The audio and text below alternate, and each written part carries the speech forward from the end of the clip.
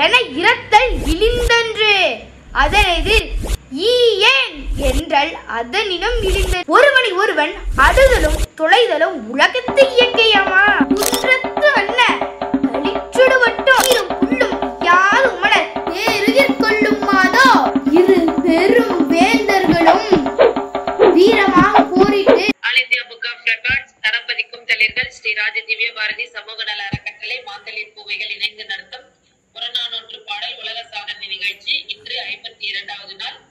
முதல் கருத்தாளராக இணைந்திருப்பவர் திருக்குறள் அர்ஷித் சனா அவர்கள் 6ஆம் வகுப்பு மாணவி, உடுமலைப்பேட்டை, திருப்பூரில் இருந்து இணைந்திருக்கிறார். வாருங்கள் சனா, உங்களுக்கான நேரம் 7:25 வரை. உங்களுடைய கருத்துக்களை சிறப்பாக வெளிப்படுத்துங்கள். வாருங்கள். அனைவருக்கும் வணக்கம். என் பெயர் அர்ஷித் சனா.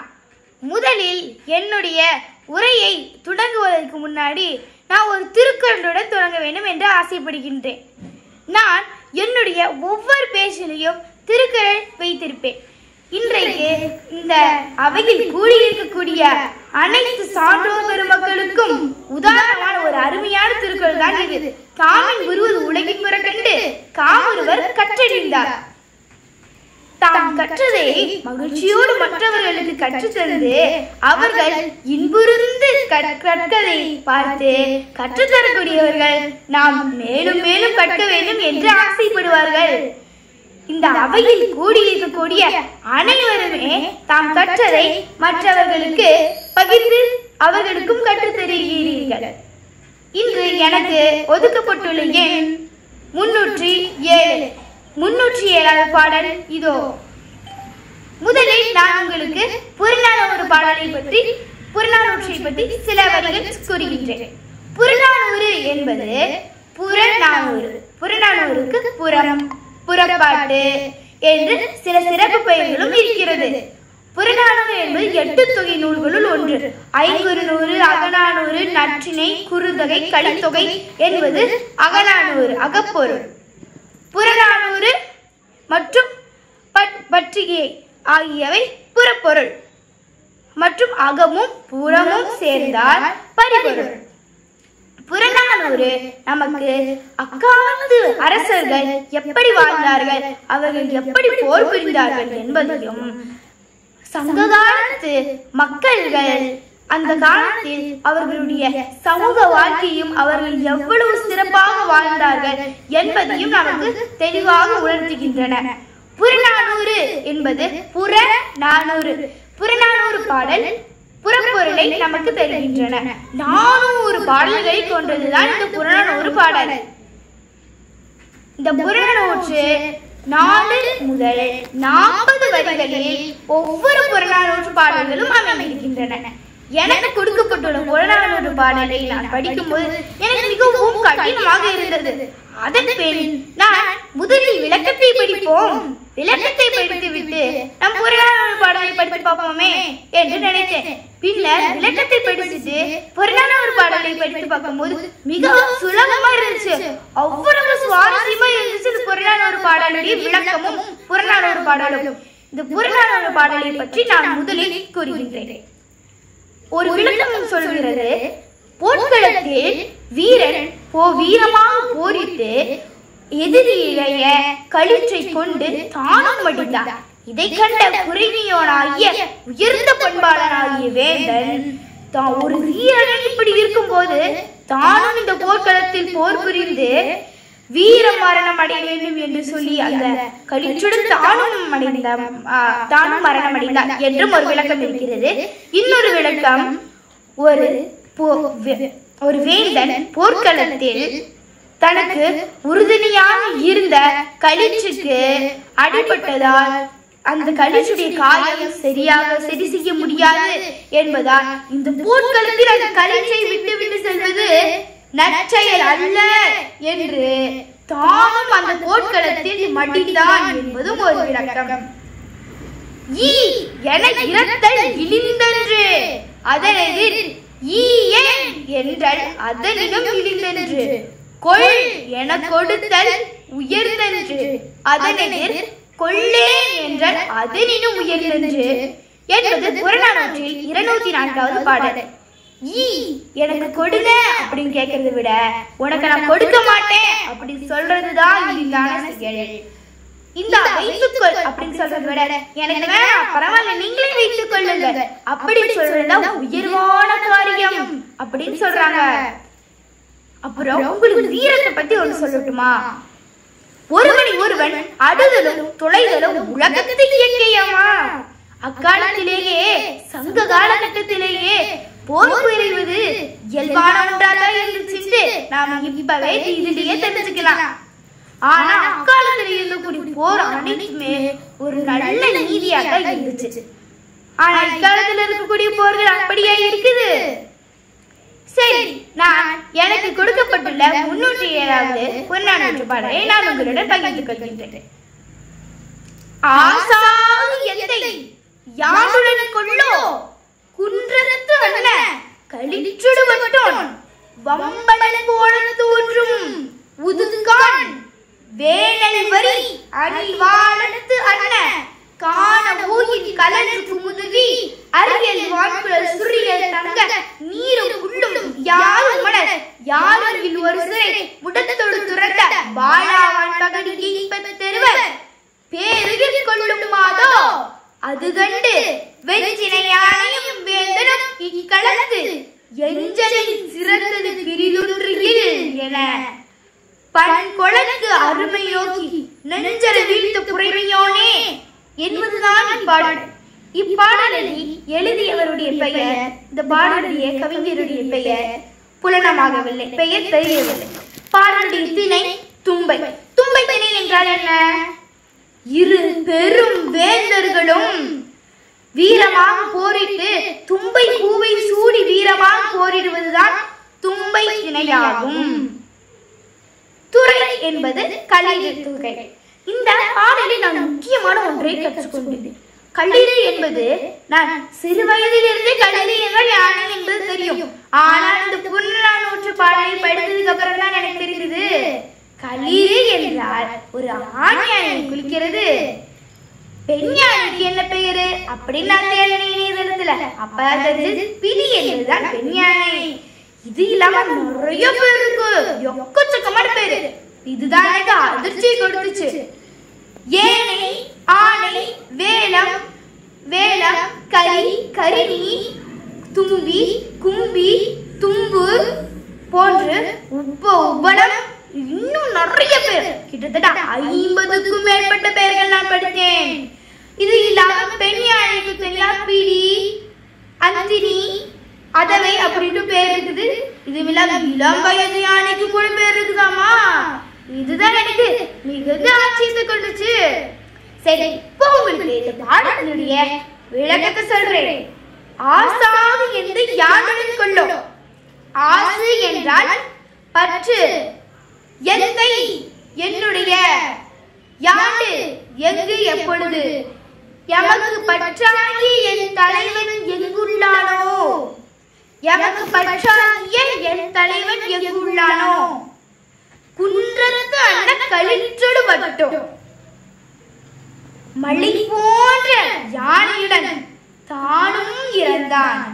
குன்றத்து அண்ண களிற்றொடு பட்டோன் மழை போன்ற யானையுடன் தானும் மடிந்தான். வம்படன் போல தோன்றும் உதுகான். வம்படன் என்றால் புதியவன், போல தோன்றும் உது என்றால் அது. எங்கு பார்த்தாலும் புதியவர்களாகவே இருக்கிறார்களே. வேணல் வரி அண்ணில் வாழ்ந்து அண்ண, வேணல் வரி அண்ணில் வாழ்ந்து அண்ண. வேணல் என்றால் வேலிக்காலம், வேலிக்காலம் அதாவது வெயில் காலம். அண்ணில் வாழ்ந்து அண்ண, வெயில் காலத்தில் இருக்கக்கூடிய அணிலின் வாழை போல் இருக்கக்கூடிய காண ஊயின் கலன்று குமுதுவி. காணம், காணம் என்றால் ஒரு காடு, ஊகம் என்றால் ஒரு புல். காண ஊகின் கலன்று குமுதுவி என்றால் பூ. காண ஊகின் கலன்று குமுதுவி காட்டில் இருக்கக்கூடிய ஒரு வகை புல்லின் பூவை அரியல் வான்குழல் சுரியல் தங்க. அரியல் என்றால் அறுத்து வைத்த வரிசை, அறுத்து வைத்த வரிசை. வான் என்றால் பெருமை. அரியல் வான்குழல் சுரியல் தங்க, சுருண்ட தலைமயிறு. அரியல் வான்குழல் சுரியல் தங்க, அறுத்து வைத்த வரிசையில் பெருமையோடு தன்னுடைய சுருண்ட தலைமயிறு. நீரும் புல்லும் யாது உமணர் யாரும் ஒரு சிறை முட்டத்தோடு துறந்த வாழாவான் மகடு எய்பத் தெருவர் பேருயிர் கொள்ளும் மாதோ அது கண்டு. நீரும் புல்லும் யாது உமணர், உமணர் என்றால் உட்பிப்பவர். யாரும் ஒரு சிறை முட்டத்தோடு துறந்த. சிறை என்றால் பக்கம், முடம் என்றால் நொண்டி. வாழாவான் பகடு, பகடு என்றால் எருது. எய்பத் தெருவர், தெருவர் என்றால் பகைவர். பேருயிர் கொள்ளும் மாதோ நீரும் புல்லும் யாது உமணர். நீரும் புல்லும் கொடுக்காமல் உட்புவிப்பவர் யாருக்கு கொடுக்காமல்? நீரும் புல்லும் யாது உமணர் யாரும் ஒரு சிறை, யாரும் இல்லாத ஒரு பக்கத்துல முடத்துள் பிறந்த முடமாகிய அந்த எருதை வாழாவான் மகடு, வாழ இயலாத அந்த எருது பேருயிர் கொள்ளும் மாதோ அந்த வாழ இயலாத அந்த எருதை பேருயிர் அந்த காட்டில் இருக்கக்கூடிய ஏதோ ஒரு உயிருக்கு இரையாகத்தான் அந்த எருது ஆகும். பேருயிர் கொள்ளும் மாதோ அது கண்டு அதை பார்த்து வெஞ்சின யானையும் வேந்தனும் அடிப்பட்ட யானையும் அந்த வேந்தனும் இக்களத்து இந்த களத்தில் எஞ்சலில் சிறந்தது பிரிதொன்றில், எஞ்சலில் சிறந்தது பிரிதொன்றில் என. எஞ்சலில் இரத்தலில் இந்த போர்க்களத்துல தானும் தன்னுடைய யானைகள் மடிவதை விட இறந்ததை விட சிறந்தது வேறு எதுவுமே இல்லை என பண்கொளக்கு அருமை நோக்கி. பண் என்றால் புலவர் பாடும் பாடல். பண்குழலுக்கு அருமை நோக்கி புலவர் பாடுகிறார் ஏகி. நெஞ்சல வீழ்த்த புரைமையோனே, வீழ்த்தல் என்றால் விரும்புதல்.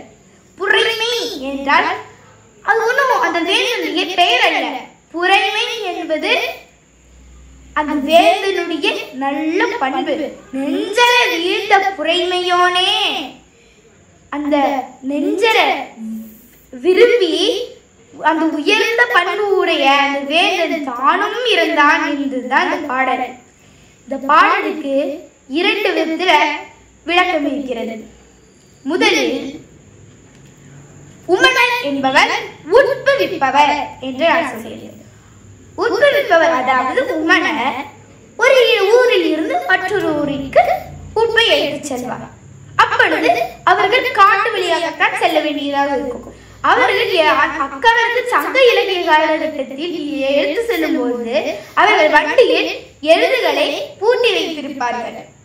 அப்பொழுது செல்லும் வழியில் ஏதாவது ஒரு எருது முடமாகி விட்டது என்றால் அவர்கள் அந்த எருதை தன்னாலையும் பார்க்க முடியாது, இனிமேல் அந்த எருதுனால வண்டியையும் இழுக்க முடியாது என்ற சூழ்நிலை இருக்கும் போது அந்த எருதை என்ன செய்வார்கள் என்றால் அதே இடத்தில் விட்டு சென்று விடுவார்கள்.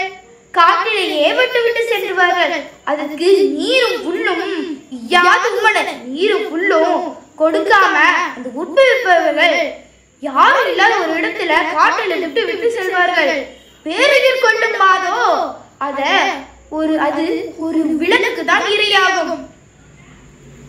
அதே மாதிரி அதே சூழ்நிலைதான் புரைமையோனாகிய வேந்தனுடைய கழிச்சுக்கும் போர்க்களத்தில் இதே சூழ்நிலை வந்தது. அந்த யானை முடமாகிவிட்டது. பின்னர் அந்த யானையால மீண்டும் போக முடியாது, போர்க்களத்தில் சண்டை புரிய முடியாது என்னும் சூழ்நிலையில் அந்த புரைமையோனாகிய வேந்தன், புரைமையோன் என்பது அந்த வேந்தனுடைய பெயரெல்லாம் அல்ல. புரைமையோன் என்பது உயர்ந்த பண்பாளனை குறிக்கிறது. உயர்ந்த பண்பாளனாகிய அந்த வேந்தன் இந்த காலத்துல நம்மளுடைய கல்லீரை விட்டு செல்வது நல்ல செயல் அல்ல என்று எண்ணி தன்னுடைய கழிச்சோடு தானும் மடிவதுதான் சிறந்தது என்று நினைத்து போர்க்களத்தில் வீரமாக போரிட்டு பகைவர்களை துவசம் செய்தார். ஆனாலும் அவருக்கு வெட்டுக்காயம் ஏற்பட்டு தானும் தன்னுடைய களிற்றோடு மகிழ்ந்தார் என்பது ஒரு விளக்கம். மற்றொரு விளக்கம் என்ன நமக்கு உணர்த்துகிறது என்றால், ஒரு வேந்தன் ஒரு வீரன் போரிடுவதை ஒரு வேந்தன் பார்க்கிறார்.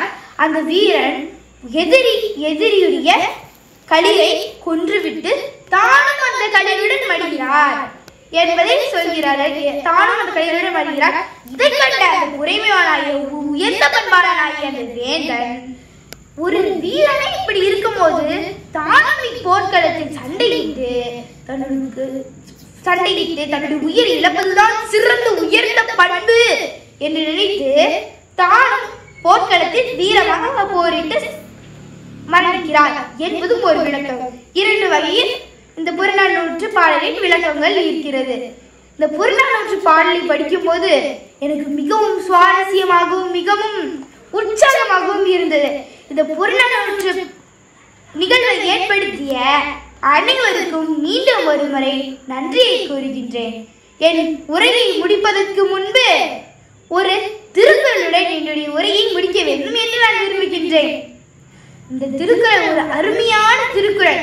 நம்ம எல்லாத்துக்கும் ரொம்ப பொருத்தமா இருக்கும். இது ஒரு உண்மையான நம்ம பொய்யா புலவர் வள்ளுவர் சொன்ன திருக்குறள். அதிகாரம் கல்வி அதிகாரத்துல உவப்ப தலைக்கூடி உள்ளம் பிரிதல் அனைத்தே புலவர் தொழில். உவப்ப தலைக்கூடி உள்ளம் பிரிதல் அனைத்தே புலவர் தொழில். ஒரு அறிவான அவையில கூடி அவர்களுடன் அறிவாதவற்றை உரையாடி அவர்களிடமிருந்து விடைபெறும் போது மீண்டும் அவர்களை எப்பொழுது சந்திப்போம் என்ற எண்ணத்துடன் சான்றோர்கள் விடை பெறுவார்கள் என்று கூறுகின்றேன். அதே எண்ணத்துடன் உங்களை மீண்டும் எப்பொழுது சந்திப்போம் என்ற எண்ணத்துடன் நான் உங்களிடமிருந்து விடைபெறுகின்றேன்.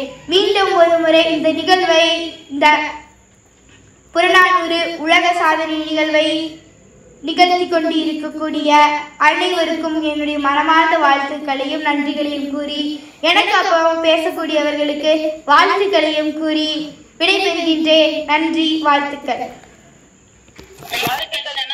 இந்த புறநானூற்று நிகழ்வு எனக்கு மிகவும் பிடித்தது. ரொம்பவும் சுவாரஸ்யமா நான் ரொம்ப உற்சாகமா படித்தேன். இந்த பாடல் எனக்கு ரொம்ப பிடிச்சது. நான் அந்த பாடலை மீண்டும் சொல்லணும்னு விரும்புகிறேன்.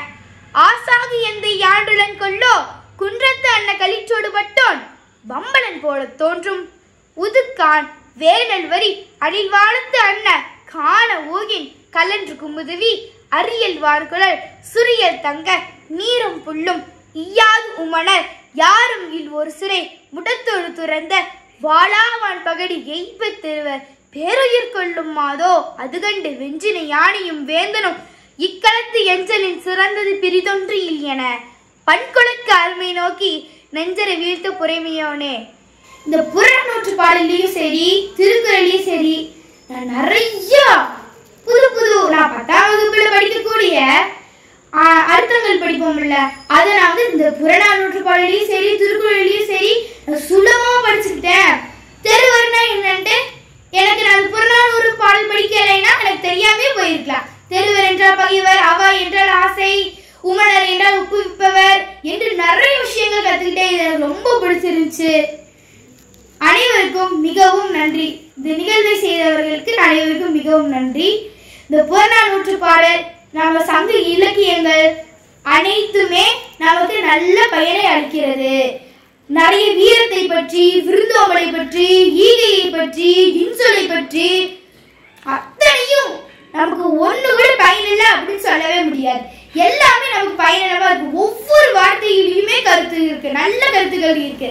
இப்போ புறநானூறு பாடல் புத்தகத்தை எடுத்தோம்னா, திருக்குறள் புத்தகத்தை எடுத்தோம்னா ஒவ்வொரு வரிகளுக்குமே நல்ல ஒரு அர்த்தம் இருக்கிறது. ஒவ்வொரு வரிகளுமே நமக்கு நல்ல உபயோகமான வரிகள். நன்றி. வாழ்த்துக்கள் ஷனாவை பத்தி சொல்லணும் அப்படின்னா, தினமும் ஒரு திருக்குறளுக்கு அழகான ஒரு விளக்கத்தை சொல்லி அவங்களுடைய யூடியூப்ல போடுற குழந்தை, அவங்க தம்பியே இருக்கிறாரு. 2 பேருமே நல்லா சிறப்பா பண்றவங்க. அதுக்கு எல்லாமே காரணம் அவங்க அப்பா பின்னாடியே நல்லா வந்து கூடவே இருந்து எல்லாமே பண்ணுவாரு அவங்க அம்மா அவங்க அப்பாவும். வாழ்த்துக்கள் வாழ்த்துக்கள் ஷனா. ஷனா வந்து எங்க உலக திருக்குறள் சமுதாய மையத்தின் குழந்தை அப்படின்னு சொல்லலாம். அவங்க அப்பாவால வார்த்தெடுக்கப்பட்ட ஒரு அழகு குழந்தை அப்படின்னு சொல்லலாம். எல்லாம் கலந்த ஒரு குழந்தையாக சனா வளர்ந்து கொண்டிருக்கிறார். வாழ்த்துக்கள்மா. உன்னுடைய பேச்சு நீ ஆரம்பிச்சு நீ முடிக்கிற வரைக்கும் நான் திரும்ப உன்னை பேசுன்னு சொன்னதுக்கு நீ எப்படி அந்த பாடல் சொல்லுவ அப்படின்னு எனக்கு தெரியும். அந்த பாடல் சொன்ன விதம் அவ்வளவு ஒரு அழகா இருக்கு. என்ன படிக்க சொன்னா கூட நான் பார்த்து அப்படியேதான் அந்த பாடல் எப்படி படிப்பேன். ஆனா நீங்க சொல்லும் போது அந்த ஏற்ற இறக்கத்தோட அந்த பாடலை இன்னொரு முறை கேட்கலாமா அப்படின்ற மாதிரி இருந்தது. அந்த கருத்துக்கள்லாம் அந்த பாடலுக்கான கருத்துக்களை உங்களுடைய தேடுதலுடன் அவ்வளவு அழகா இருந்தது. வாழ்த்துக்கள் வாழ்த்துக்கள் தங்கம். யாராவது ஷனாவுக்கு வாழ்த்து சொல்ல விரும்பினால் எல்லோரும் வந்து வாழ்த்தலாம், வாருங்கள். குழந்தை மிக அழகாக தமிழ் உச்சரிச்சது எனக்கு ரொம்ப ஆச்சரியமா இருக்கம்மா. முடிவில் அந்த குழந்தை ஒரு திருக்குறளை கூறி மறுபடியும் எப்போது சந்திப்போம் என்பதை நான் என்ன நினைச்சேன், ஏன் இந்த குழந்தை கடைசியா திருக்குறள் சொல்ல வருது அப்படின்னு யோசிச்சேன். ஆனா கடைசி அந்த திருக்குறள் வந்து நம்ம புறநானூற்றோடு மறுபடியும் எப்போது இணைவோம் என்ற அந்த குழந்தையின் ஏக்கத்தை உணர்த்துவதற்கு தான் அந்த திருக்குறளை கூறினாள் என்பதை கண்டு ஆச்சரியப்பட்டேன். இப்படி ஒரு குழந்தை பின்னாடி நாம் எங்கு சந்திப்போம் அப்படின்னு நினைக்கும் போது ஒருவேளை தொலைக்காட்சியில் ஏதாவது ஒரு தமிழ் மன்றத்தில் பட்டி மன்றத்தில் காண்போமோ என்ற அளவிற்கு அவளுடைய பேச்சு எனக்கு ஒரு அந்த அளவுக்கு நினைக்க தோன்றியது. மிக்க அருமையான பேச்சு. நன்றிங்கம்மா. வாழ்த்துக்கள்மா. வாழ்த்துக்கள் வாழ்த்துக்கள். நன்றிங்கம்மா. வணக்கம் சனா. வணக்கம் அம்மா. வணக்கம் சனா. வணக்கம் அம்மா. மிக அருமையான பேச்சு. இந்த சிறு வயதிலேயே இப்படி ஒரு அருமையான வாய்ப்பு உங்களுக்கு கிடைச்சிருக்கு. அந்த வாய்ப்பை நீங்க சரியா பயன்படுத்தி இருக்கிறீங்க. திருக்குறள்ல தொடங்கி திருக்குறள்ல முடிச்சதுங்கிறது ரொம்ப அருமையான விஷயம். யார் யோசிக்காத விஷயம். இந்த சிறு வயதிலேயே இவ்வளவு அழகாக ஒரு ஆற்றலுக்கான பேச்சு, ஒரு அருமையான பேச்சு கேட்டதுக்கு எங்களுக்கு எல்லாம் ரொம்ப மகிழ்ச்சியா இருக்குப்பா. நல்வாழ்த்துக்கள்ப்பா. நல்வாழ்த்துக்கள். நன்றிங்கம்மா. நன்றிங்கம்மா.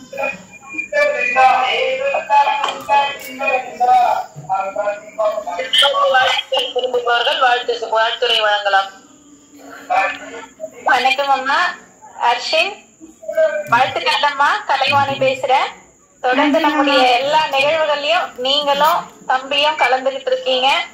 உங்களுடைய தந்தையாரோ தாயாரோ உங்களை தொடர்ந்து மோட்டிவேட் பண்ணி கொண்டு வந்ததுல ரொம்ப சந்தோஷம். உங்களுடைய பேச்சு முன்பை விட இப்ப இன்னும் மெருகேறி இருக்கு. உங்களுடைய திருக்குறள் அம்மா சொன்னது போல திருக்குறள்ல தொடங்கி திருக்குறள்ல முடிச்சது ரொம்ப மகிழ்வாவும் நிறைவாவும் ரொம்ப சந்தோஷமாவும் இருக்கு. வாழ்த்துக்கள் அம்மா. தொடர்ந்து உங்களுடைய பயணங்கள் தொடரட்டும். பல வெற்றிகளையும் சாதனைகளையும் தொடர்ந்து படைச்சு பல விருதுகளை வாங்குங்க. நிறைய உங்களுக்கு வாய்ப்புகள் இருக்கிறது. தொடர்ந்து பயன்படுத்துங்க. உங்க பெற்றோருக்கும் நன்றிகளும் வாழ்த்துக்களும். நன்றி அம்மா. வாழ்த்துக்கள் தான். நன்றிங்கம்மா.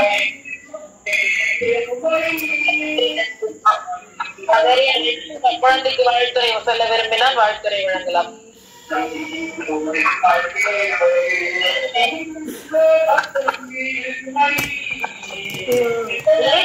இறுதியில் குழந்தை மற்றவர்களுக்கு வாழ்த்து கூறி முடித்தது அருமை.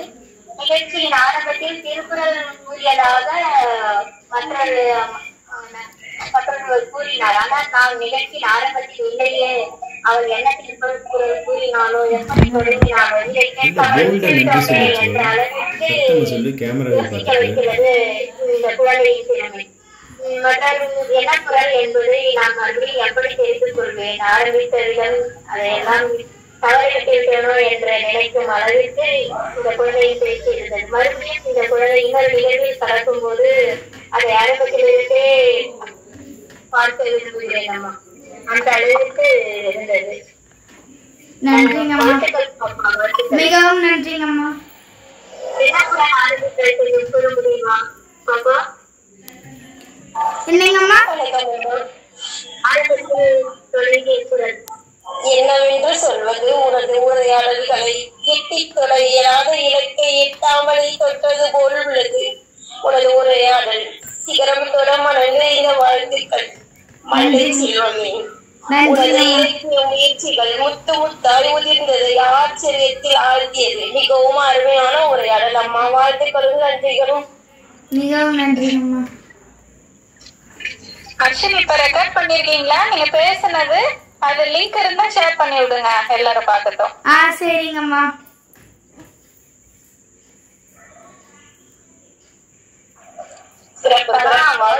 வாழ்த்துக்கள்.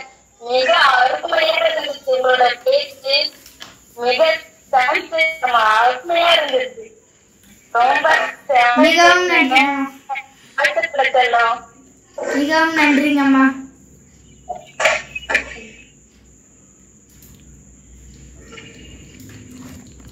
சிறப்பு சிறப்பு வாழ்த்துக்கள்மா. வேற யாராலும் குழந்தைக்கு வாழ்த்துறை சொல்ல விரும்பினால் வாழ்த்துறை வழங்கலாம். திவ்யாம்மா வந்துட்டேங்கம்மா.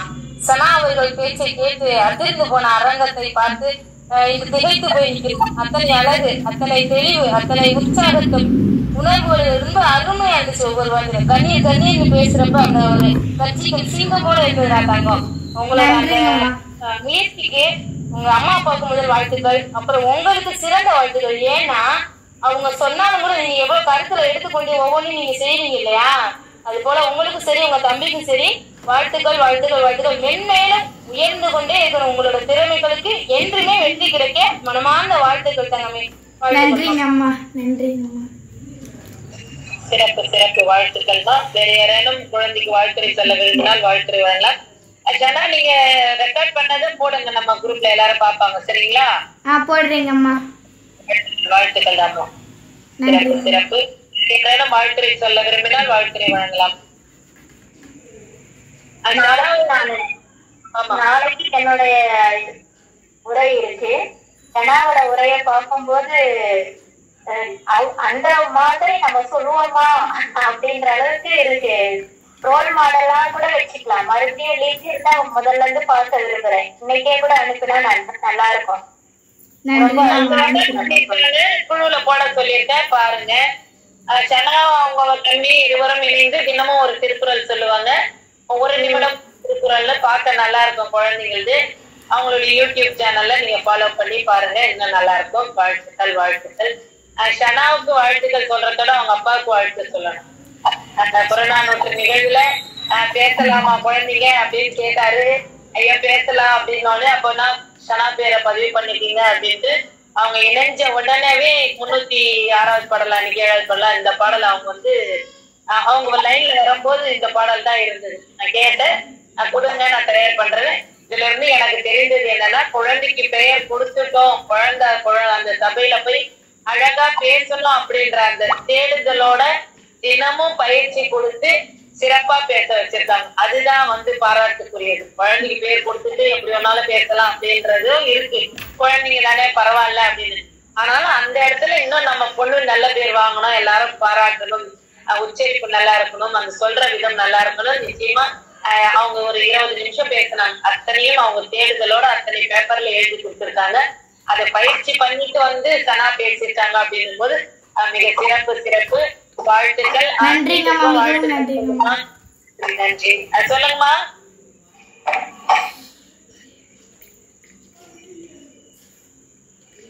மாலாம்மா சொல்லுங்க. நாங்க பெரியவங்களே வந்து வீடியோ கால்ல வர்றதை விட அதை நிறுத்திட்டு ஆடியோல மட்டும்தான் பேசுறோம். குழந்தை வீடியோவிலையும் அவ்வளவு உச்சரிப்பு அழகா சொன்னது எனக்கு ஆச்சரியமா இருக்கு. பேசுறதுக்கு வாழ்த்துறதுக்கு வார்த்தைகள் தான் தேடுறேன், கிடைக்கல. நிஜமா ஒரு கொஞ்ச நேரம் இருந்தா கவிதையே எழுதி குழந்தைய பத்தி வாழ்த்தலாம். அந்த அளவுக்கு அருமையா வாசிச்சுது. அதாவது இந்த பொருளின் தெரிவு வக்கும் தன்மகனை சான்றோன்னு என கேட்டதா இல்லையா? அந்த மாதிரி அந்த அவங்களோட பெற்றோருக்கும் இந்த சிறப்பும் இந்த வாழ்த்துக்களும் இப்போதைக்கு போய் சேரும். மிக்க அருமை. உங்களுடைய தாய் தந்தையருக்கும் என்னுடைய வாழ்த்துக்கள் பாப்பா. நன்றிங்கம்மா. டாடி நன்றின்னு சொன்னாங்கம்மா. அவங்களுடைய வாழ்க்கையே குழந்தைகளோட வளர்ச்சியை நோக்கி தினமும் ஓடுது. நாங்க எல்லா தளத்திலையும் பார்த்துட்டு இருக்கோம். நம்ம சாதனை கண்காணிப்பாளர் அம்மா சகோதரி கலைவாணி அவர்கள் கூட வந்து வாழ்த்துறை சொல்ற அளவுக்கு சிறப்பான குழந்தையாக சனா இருக்கிறார்கள். வாழ்த்துக்கள் வாழ்த்துக்கள் சனா. உன்னுடைய 30 நிமிடம் மிக சிறப்பாக நிறைவுற்றது. நீங்க பதிவு பண்ணது உங்களுக்கு நேரம் இருக்கும்போது குழுமத்துல பதிவு பண்ணுங்க. எல்லாரும் பாப்பாங்க. சரிங்களா? சரிங்கம்மா. வாழ்த்துக்கள். நன்றிங்கம்மா. மிகவும் நம்முடைய நிகழ்வில் அடுத்த புறநானூற்று பாடலின் கருத்துரையை வழங்க நம்முடன் இணைந்திருப்பவர் தமிழ் ஆர்வலர் முனைவர் சுஜா அம்மா அவர்கள், உதவி பேராசிரியர் தமிழ் துறை, கோவர்த்தன் தாஸ் வைணவ கல்லூரி.